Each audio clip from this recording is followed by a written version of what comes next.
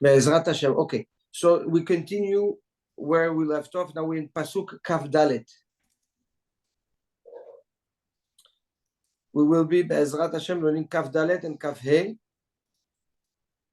which are two connected psukim, referring to psukim we've learned in previously, and we will see how they are correlated. And Be'ezrat Hashem, try to touch on a few divrei chokhmah from Shlomo HaMelech,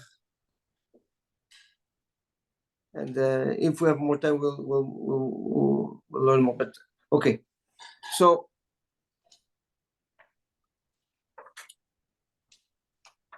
if we pay attention to the last few pesukim,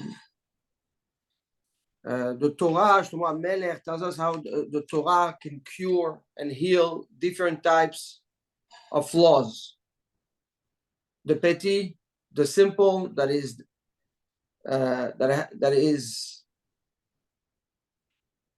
attached to the pleasures of Olam Hazeh, right? To the pleasures of the ta'avot of this world. We have the lates, the fool, right? That's the one that mocks everything, if you recall. And then we have the ksil, the one that actually hates the Torah, the hater. You have the simple, the fool, and the hater. And the Torah tells us, Shlomo HaMelech tells us on how the Torah tries to influence. But obviously, if this is how Shlomo HaMelech defines them and categorizes them, is because at the end, that's the path they chose. Although the Torah, through different version of it or approach of angles of the Torah, can heal and cure these people, they legitimately or deliberately chose not to change.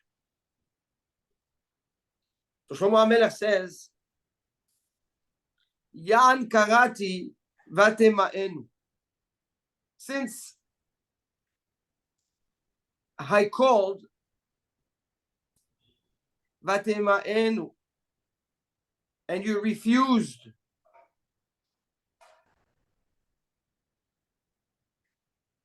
to listen. Natiti yadi, I raised my arm, I made signs to you, ve'en makshiv, and no one paid attention.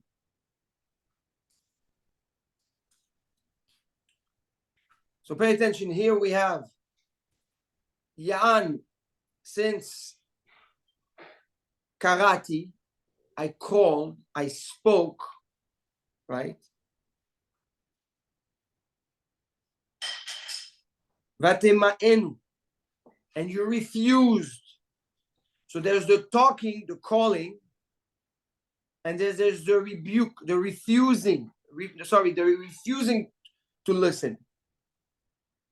And then there is natiti yadi, I made signs with my arms, with my hands.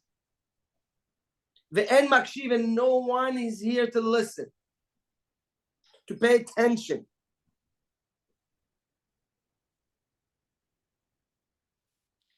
Next pasuk, and then we'll go back to both pasukim.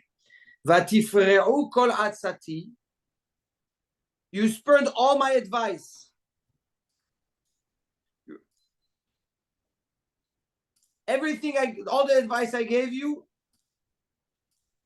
you disregarded, you rejected. Vetochachti lo avitem, and my rebuke, you didn't want to hear. So again, rejection of the etzah, of the advice, and the indifference to the rebuke. So let's go back to both psukim. Says the Gaon the following, and we have to pay attention to the person who's saying, "Karati, I called, I raised my hand." It's Hashem through the Torah Kedosha. It's the interaction man has with HaKadosh Baruch Hu through the Torah. And he's talking to those three types, right? To the three types of individuals: the petty, the simple, the guy that's just that is overwhelmed by his desires, the fool, right? That mocks all the time, and the ksil is the hater, the way the Gaon defines it. And here HaKadosh Baruch Hu comes and tells us how he talks to it. There's levels of interaction to try and help us change, do teshuvah, and put ourselves on the right path. So in the beginning, he says, Karati, I call. Likro, to speak, to call upon, is an interaction between two people that are close one from another.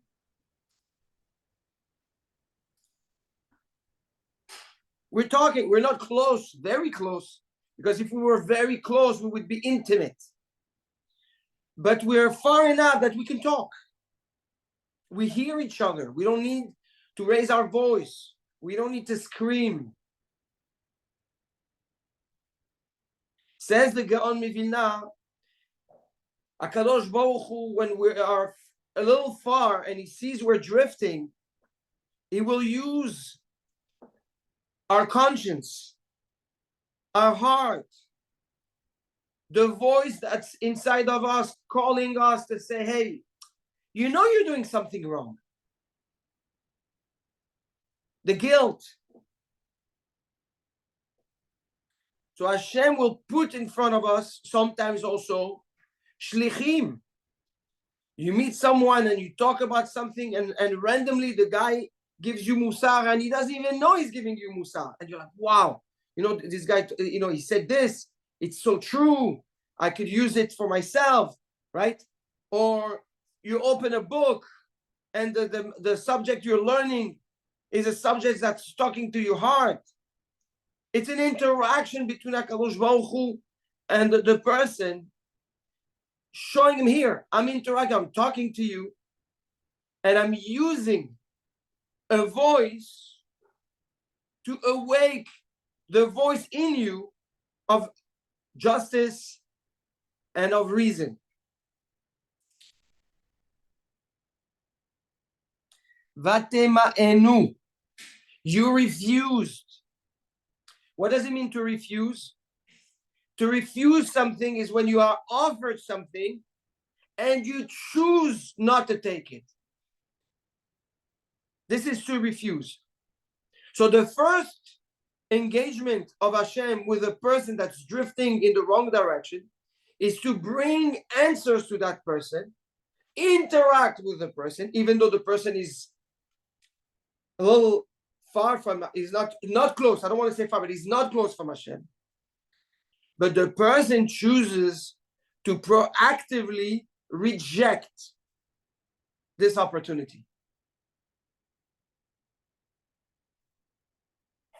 For what reason? Back to the three reasons that we have in the three type of people. Or the one that is too busy with his ta'avot. The other one is making a joke out of everything. Or the other one is so bitter that he doesn't want to hear anything. He doesn't allow anything to come into his ears or into his heart. That in itself creates another distance. So when we refuse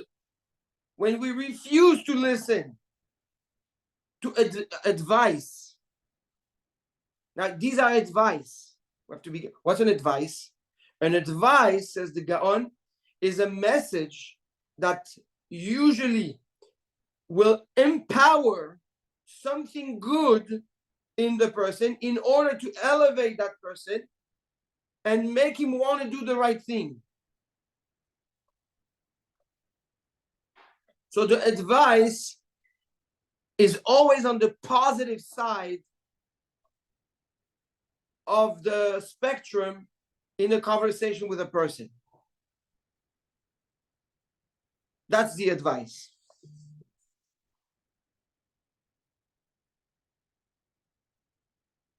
So until now, we're all on the positive, right? But the person chooses to refuse. So this rebuke, this rejection in itself, says the Gaon, becomes, and Shlomo, how he's explaining Shlomo, it becomes now another layer of distance, of separation with Hashem, with the Torah.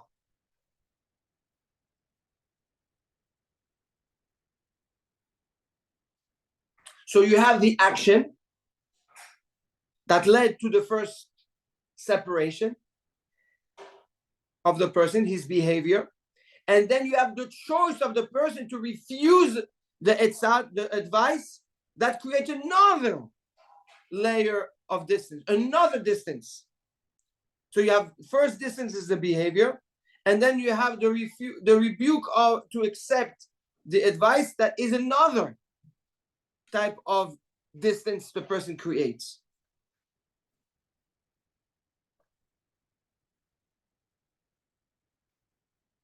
So because the person now chose to proactively push away the advice of Hashem, now he's very far. So now the person chose to disconnect the interaction with Hashem through the voice and communication. So the Torah says, Natiti yadi ve'en makshiv. I raise my arm, I wave at you. Now you're so far that even if I speak, it's not going to help. So in order to send you a sign or a message, I need to do it with my arms and wave at you, right? When you cannot scream to somebody and you know he's not going to hear, so you wave. You try to say, come back, right? Says the Gaon Mivilna, explaining Shlomo Melech, that this is when a person is so far that reason doesn't get to the person anymore. So what does HaKadosh Baruch Hu do? He will use actions. He will use actions. Sequence of events.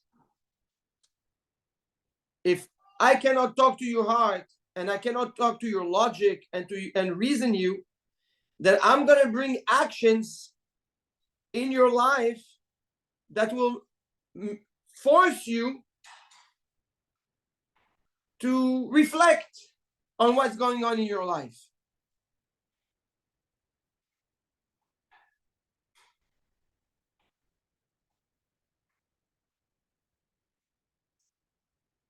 Says the Gaon, this is a higher level of rahamim from Hashem, an extra level of mercy of HaKadosh Baruch Hu, that even though you don't want to listen, Hashem swallows his pride, the Torah swallows its pride, and say, you know what, he's too important for me. Now let me use circumstances around that person and make it so that the person will have to start questioning himself.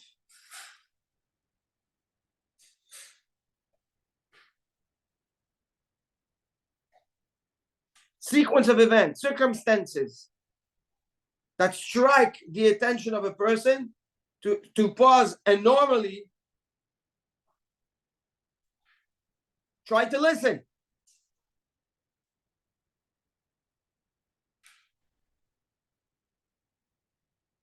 Ve'en makshiv, says Shlomo HaMelech. It doesn't, nobody's listening. What does it mean nobody's listening? Says the Gaon, the person pretends he doesn't see and he doesn't hear.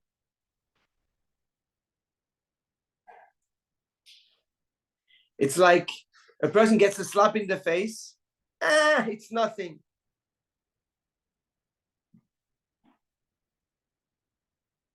How many of those situations we hear or a person is exposed to where he's being challenged or he's being given signs, hey, be careful. This is what happened. This is what happened. And he goes, that's nothing to do with me. It's normal. It's nature. It happens to everyone.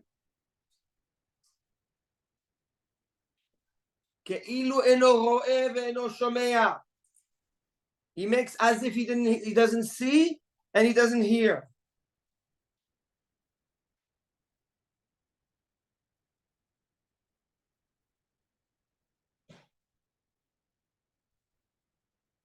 Yes.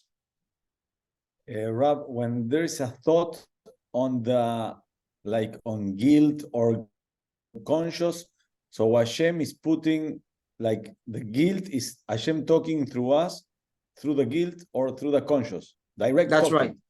Yes. Indirect, but yes. Karati. I call you. It's Hashem calling us, but we're not close and intimate, but we're close enough that he calls us. He talks to our heart. He talks to our conscience. He talks to our emotion. Yes. But what's closer to talk through conscious? Torah. There is much more. There is, when a person is intimate with HaKadosh Baruch Hu, everything that happens around him is Hashem talking to him.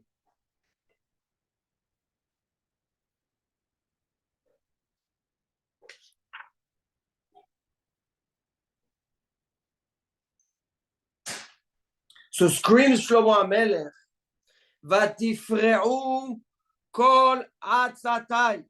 You spurned, you rejected, you belittled all my etzot, all my advice.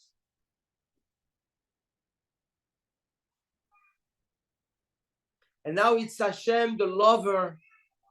It's the Torah, the loving Torah, speaking out of love. I'm trying to put you on the right path. I'm giving you the advice. That's the positive note, right? That's the positive interaction.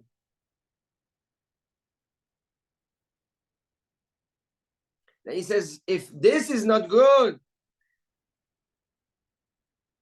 and my rebuke you didn't want to hear. That's the negative. The rebuke is when you talk on the person who said, this is wrong what you're doing. That's a rebuke. Now you're talking down to the person. You're talking hard to the person. First, it's soft, it's positive, elevating, uplifting. That's the kri'ah, that's the talking. If this doesn't work, then there is the signs. These are the etzot. If this doesn't work, then comes the tochacha, comes the makah.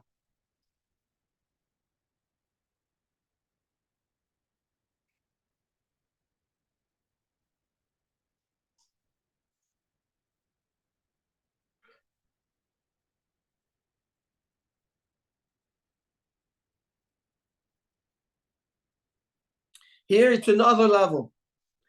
Says Shlomo HaMelech, the way the Gaon explains it,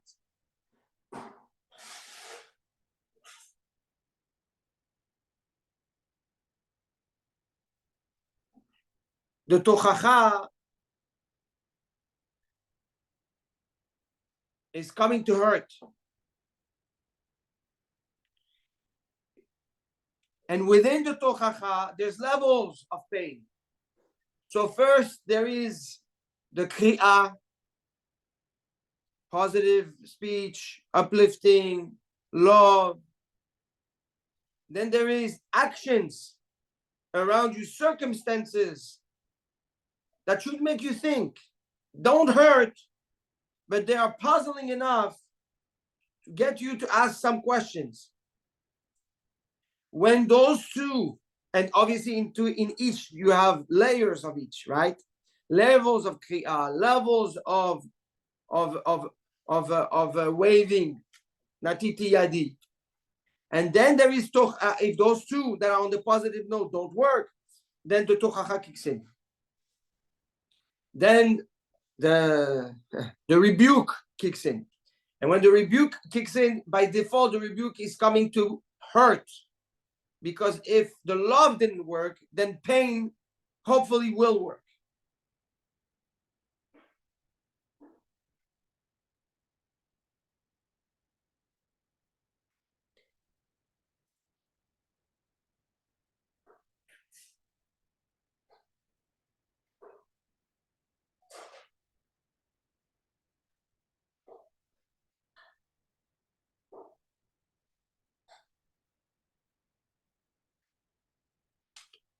What's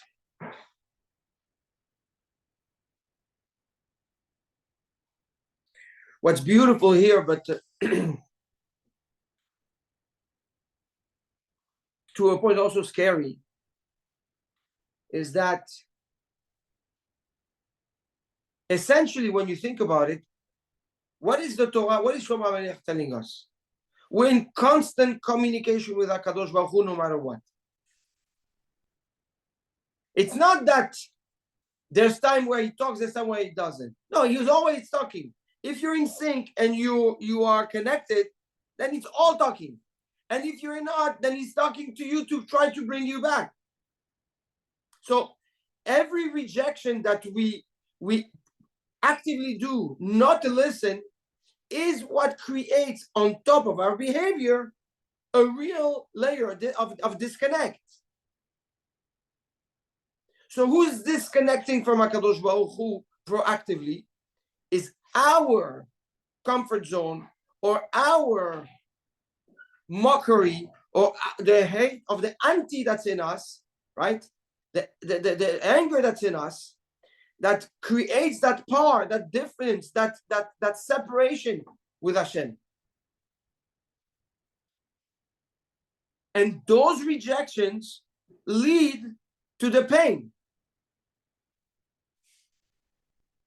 That means that when HaKadosh Baruch Hu puts a person in front of a challenge, it's because of the choice that he made before that to actively step away from Hashem or actively not listen.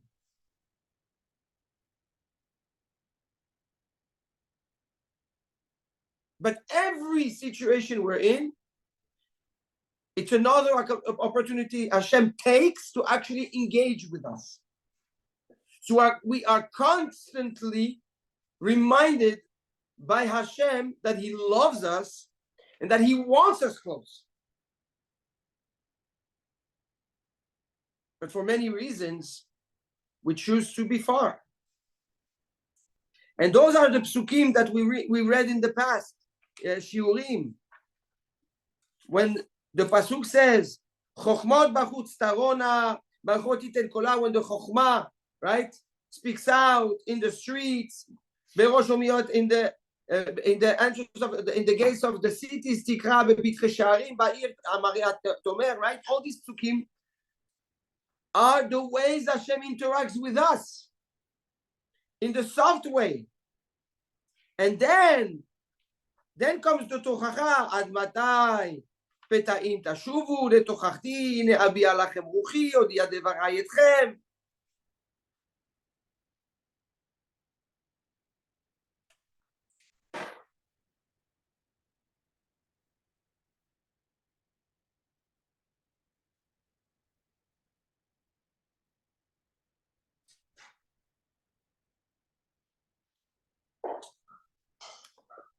Yeah.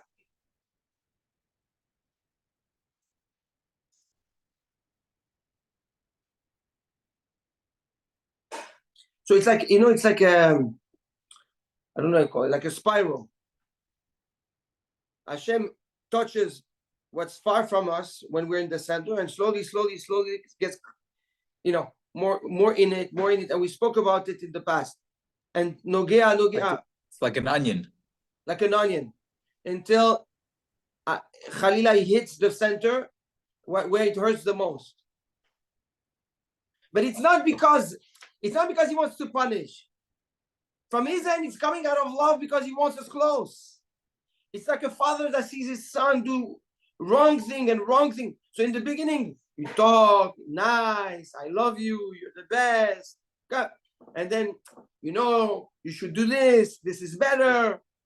And then doing this is not so great. And then don't do this, and this is horrible. And then the slap, and then rejection, and then get out of my house. Right? And then I disown you, and I this, and you're not my son, and I say Shiva. Just like a father does with a son that he's suffering from, Hashem does the same thing. But what dictates that interaction is the awareness in us to want to listen or not. So essentially, what Shlomo Amelech is screaming out is, why aren't we aware enough, sensitive enough, awakened enough to listen to the message of the one that loves us the most, more than a father, more than a mother, more than a children, more than a wife. The one that loves us the most is HaKadosh Baruch Hu, and yet we don't want to listen. So this is what he's screaming out.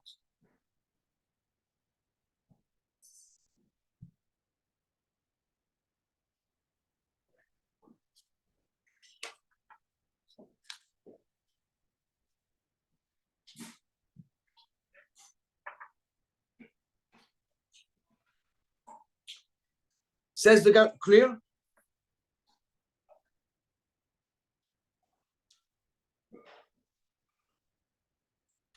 Says now the Shlomo Amelech. Maybe we'll continue maybe the next one or two psukim. We should be doing the next two psukim, but now comes the punishment.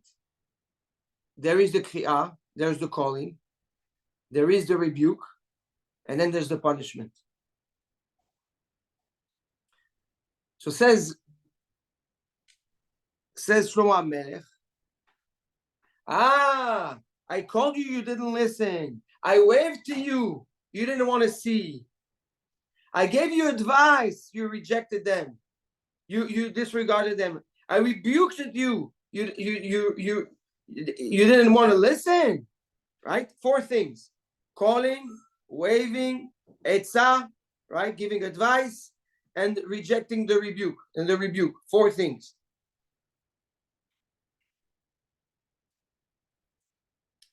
Says the Torah Kedosha, says Hashem, if you get to that point that the rebuke, you don't listen. Gamani be'etchem eshak. I will laugh at your calamity. El'ag bevo pahdechem, and I will mock you when the terror comes upon you, when the fear comes upon you.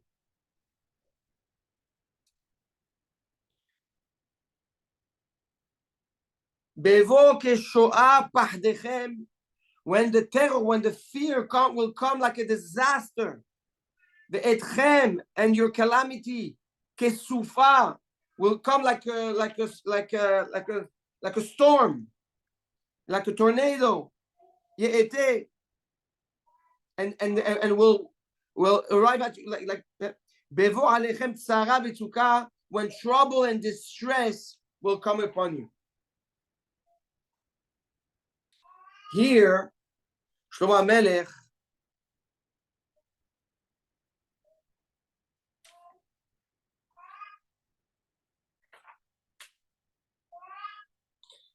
breaks down the punishment now based on the 3 types of sinners, of individuals. Again, we have the petty, we have the let's, and we have the kisil, right? You have the simple that is that only cares about physical pleasures. You have the mocker, and then you have the hater. Here, Shlomo Melech, interestingly enough, so be'etchem eschak, ed, says the Gaon Mivilna, when the tzara comes, when lo alenu, when the punishment comes, there are two levels to the punishment. You have the fear, knowing that the punishment is coming, and you have the pain of the actual punishment. You're with me? Yes, but Hashem will laugh of our pain. Yes. Yes. Yes. Very, very hard. Very hard. Yes. A Yes. father won't laugh of the pain of the son. But maybe this is part of the tikkun. Of who? Of the father or of the kid? Of the child. Maybe when the child sees that the father is completely disconnected, that's what can bring him back. Okay. It's like, I'll give you an example. The It's last like, resource. it's like you have it's like you have, an addict. When can you can help the addict? When the parents decide they cannot help him anymore. As long as they feel bad for the addict and they give him money or shelter or home, you can never help the kid. Impossible. It's only when the kid is in the street and there's nothing, no one to turn to, that you can actually help him.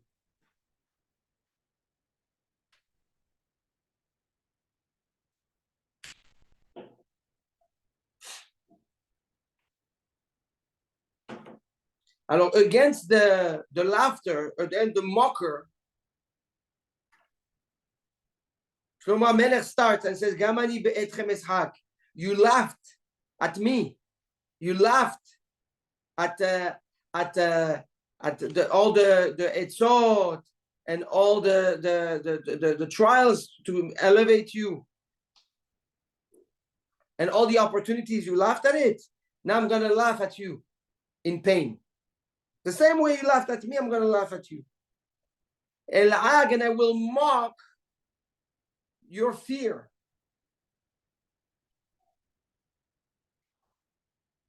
Now the Mefarshim say, once again, there's a problem in the sequence of the pasuk here. Usually, there's fear, and then there is the pain, right? That we said those are the two levels of tzara, of punishment. First is the fear of the punishment coming, and second is the pain of the punishment. Here, Shlomo Melech says Hashem will laugh at the pain of the punishment and will mock at the fear of the punishment. It's twisted. It should be the other way around. So one of the students of the Gaon Mivilna explains something beautiful. He says, once you have a title of a mocker, you need pain in order for the fear to actually kick in. Without the pain, the fear won't do anything.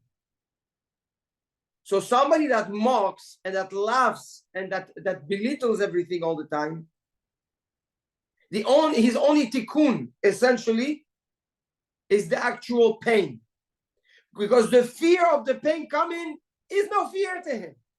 Only once he feels the pain for real, then the fear of pain next time will actually work. For that reason, Shlomo Melech uses be'etchem eschak. I will laugh at your pain first, and I will mock at your fear.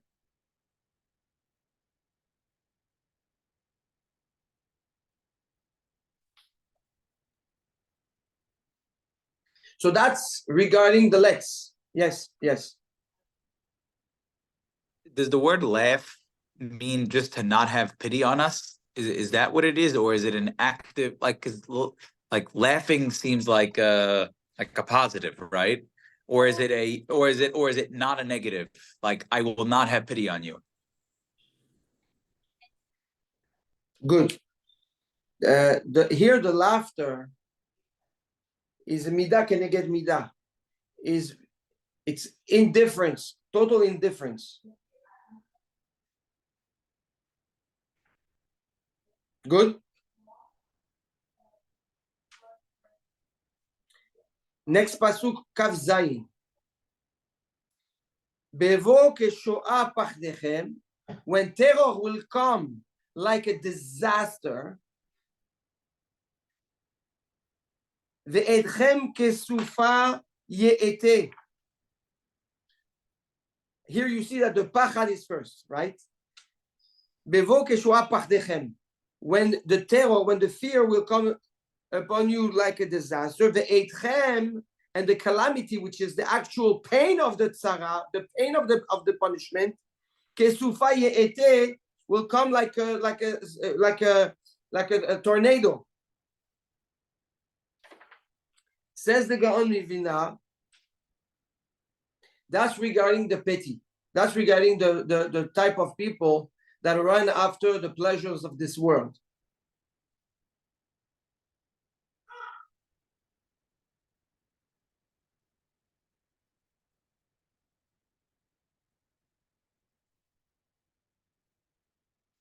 Says the Gaon, if you recall, the petty, the man that desires Olam Hazeh. Now remember the Hidush of Nahat Ruach, that he brings upon himself, he brings down a Ruach, a spirit of that ta'ava, of that desire, and that spirit doesn't calm down until he fulfills that desire. Remember? So he says this is the disaster.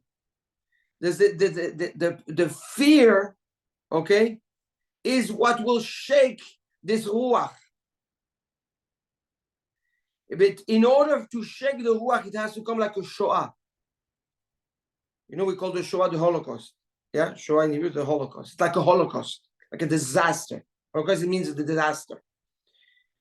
The only thing that can actually calm the spirit of the desire is something disastrous. A pain, a fear that is so big that you cannot disregard. This is how much you need in order to overcome the desire of Olam Hazeh, the pleasures of this world.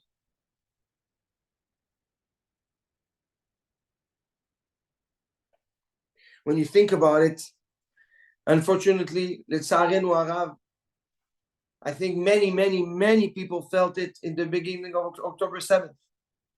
It was a mini Holocaust. We called it a mini Holocaust, and nobody had any tava, any desire to do nothing, not to do business, not to vacation, people that wanted to buy this dropped. A lot of people, people that had no moral to do anything for themselves. This is what it takes to fight the desire of Olam Hazeh. That's how big it is, and that's how much control it has over us. That something disastrous needs to happen around for the fear to actually take away the control of the ruach, of the spirit of the desire.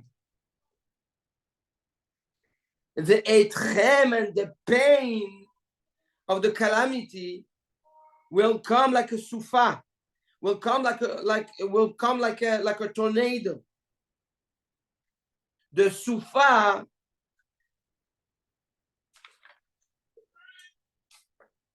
the tornado, shakes everything.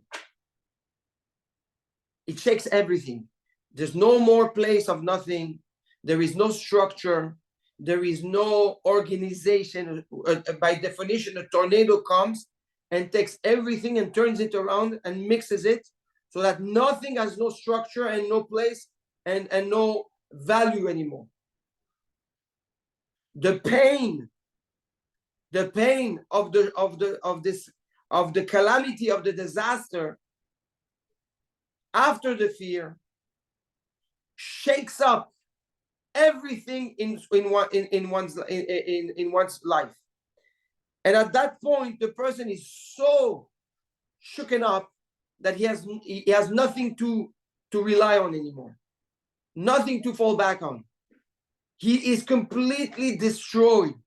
No point of reference, nothing to lean on in order to feel comfortable. That is what it takes to do the tikkun of somebody that is under the spell of the desire of the ruach of olam hazeh, of physical pleasures. Yes. At this point, you're still not at a point of no return with Hashem. You can No. still make a tikkun. Yes. Yes. That's pretty wild that it, even through all of that sort of rebuke or whatever you want to call it, right? Calamity, It's past the darkness. rebuke. This is past rebuke. This is punishment. Right. This is past. Even in that kind of sort of tremendous, impactful punishment, you can still make a tikkun there. Yes, that's what I'm saying. That's part of the tikkun. That's the answer that I gave to Andy earlier. That the laughter, the disconnect, is part of the tikkun. How amazing is Hashem's love? How infinite is His love and His humility? That is why one of the ways of teshuvah is through pain. Exactly. Exactly. Well, pain starts with the rebuke, Yes. right? But then he gets elevated to punishment, And finally, regarding the hater, the ksil, bevo alechem tzara v'tzuka, when trouble and distress come upon you. Says the Gaon Mivilna, that's regarding the people that hate da'at, that hate knowledge, that hate Torah.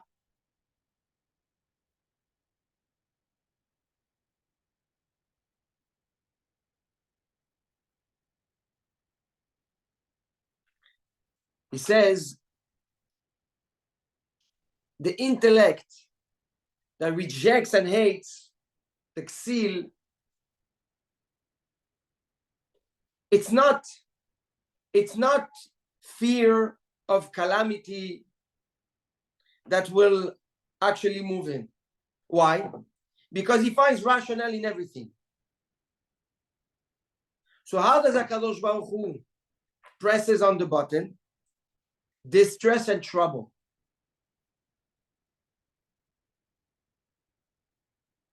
When a person is in distress, it means that he can no longer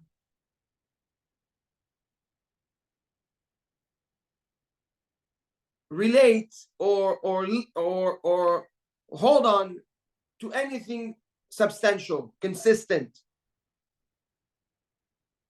That's distress.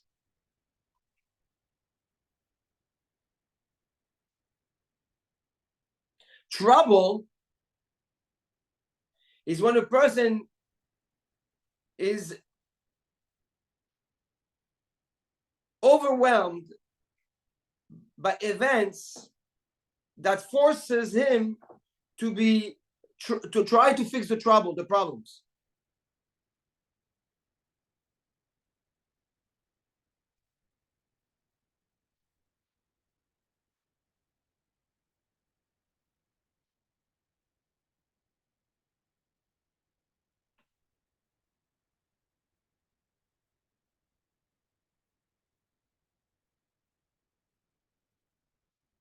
He says, says the Gaon, in the Likutei Agra, what is the difference between trouble and distress? He says the distress is when the oyev, when the person that hates you, right, or that your enemy gets you emotionally messed up. And he plays with your mind and your emotions so much that you are like you're depressed, you're angry.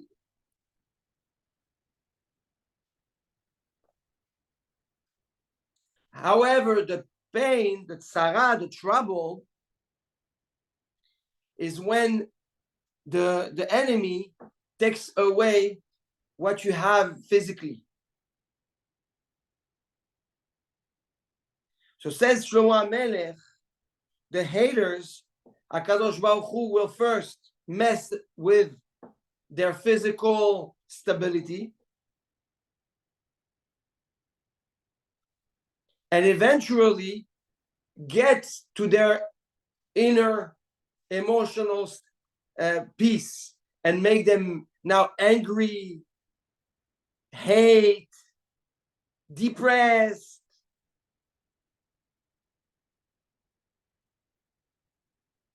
Good. So when we have now, where's the amazing thing?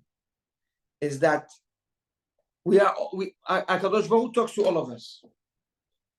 Now, we have parameters to know where we are in the spectrum with Hashem. Are we, Hashem, messing up with the physical and triggering anger and depression? And by the way, if you see that in somebody else, then you know where the person is and you know what Hashem is coming to teach that person. So you can actually help the person. Is it like a tornado? Is it, you understand? Based on what the person is going through, you can know where the person is holding and what is the tikkun of that Hashem is trying to do on that person. And obviously, Ben Bedosh Al Kal Vachomer, you can do, if you are aware enough, you can do that on yourself also. Chaz v'chalila. We should never get to that place. But if a person gets to a place where his boat is being rocked, he can do a cheshbon nefesh and understand where it's coming from. How am I in the eyes of Hashem? Am I a petty? Am I a ksil? Am I late? And then the person can change and start doing a tikkun.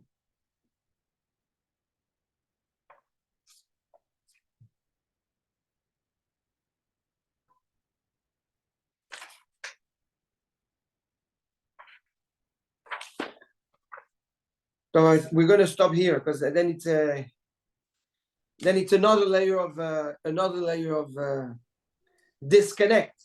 I think we have enough layers of disconnect for this shiur, but it's so good to have all this as point of reference to introspect in our own lives and see, Kadosh Baruch Hu talking to me all the time, no matter what. So it's a different angle and a different approach on challenges, and kamuvan chaz v'chalila to never be in that position where HaKadosh Baruch Hu actually brings punishment.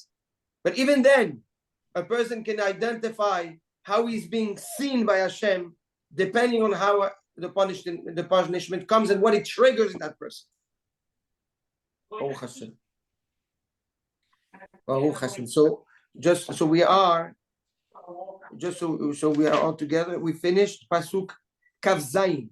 So Be'ezrat Hashem, next year pasuk Kaf Chet, which should lead us. It's very possible that next pasuk, B'Sha'at Torah U'Mutzlachat, we will be finishing the first perek of Mishlei. Oh Hashem.